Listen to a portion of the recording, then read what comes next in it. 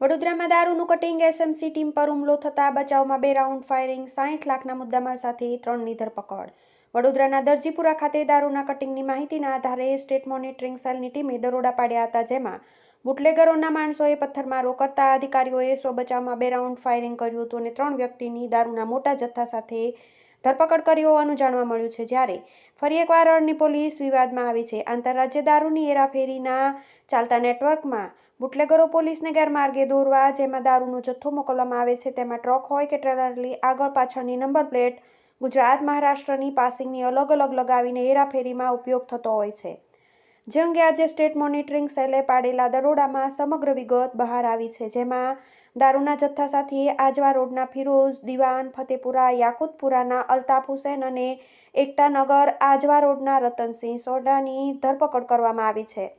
દરજીપુરા પાસે દારૂના મોટા જથ્થાનું કટિંગ થઈ રહ્યું હોવાની માહિતીના આધારે દરોડો પાડવા પહોંચેલી એસએમસી ટીમ ઉપર પથ્થરમારો થયો હોવાની વિગતો સપાટી પર આવી છે. પોલીસની ટીમે બચાવમાં 2 રાઉન્ડ ફાયરિંગ કર્યું હોવાના નિશાન પણ ટ્રેલરની ડ્રાઈવર કેબિનના કાચ પર મળી આવ્યા છે. આરોપીઓએ પોલીસને ગુમરાહ કરવા ટ્રેલરની આગળ પાછળની નંબર પ્લેટ ગુજરાત મહારાષ્ટ્ર પાસિંગની અલગ અલગ લગાવી હતી.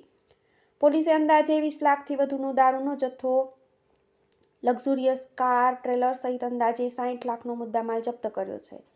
પોલીસે 3 આરોપીની અટકાયત કરી છે, જ્યારે અન્ય 7 જેટલા આરોપીઓ નાસી છૂટવામાં સફળ રહ્યા છે. સ્થળ પર એફએસએલની ટીમે પણ સ્થળ પર પહોંચી જઈ કાર્યવાહી હાથ ધરી છે. ઘટનાના કારણે અરણી પોલીસની સામે સવાલો ઉઠ્યા છે. કેસમાં કુખ્યાત બુટલેગર ઝુબેર શફી મેમણ સહિત 5 આરોપી વોન્ટેડ જાહેર કરાયા છે. TV18 news, Vadodara.